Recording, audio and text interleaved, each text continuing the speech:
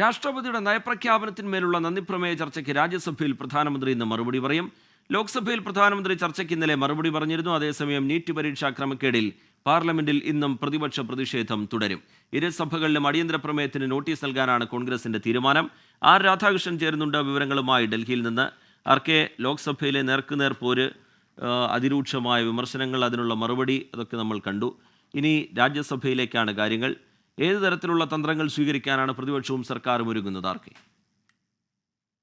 സമ്മേളനത്തിന്റെ അവസാന ദിവസമാണ്. രാജ്യസഭയിൽ ഈ നയപ്രഖ്യാപനത്തിന്മേലുള്ള നന്ദിപ്രമേയ ചർച്ച, അതിന്റെ മറുപടിയാണ് പ്രധാനമന്ത്രി പറയേണ്ടത്. ഉപസംഹാര പ്രസംഗം എന്ന രീതിയിലാണ് ആ മറുപടി അദ്ദേഹം ഇന്നലെ ലോക്സഭയിൽ നിർവഹിച്ചതിന് തുല്യമായിട്ട് പറയാനായി പോകുന്നത്.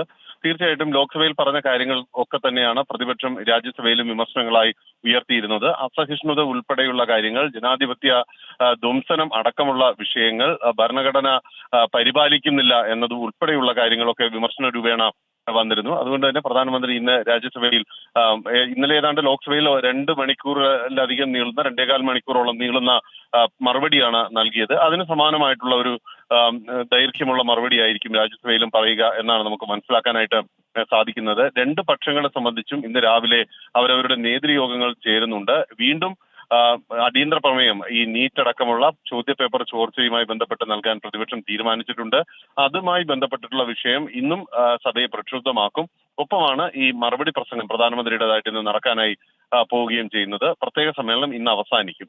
ശരി, ആർ രാധാകൃഷ്ണൻ വിവരങ്ങൾ നൽകുകയായിരുന്നു ഡൽഹിയിൽ നിന്ന്.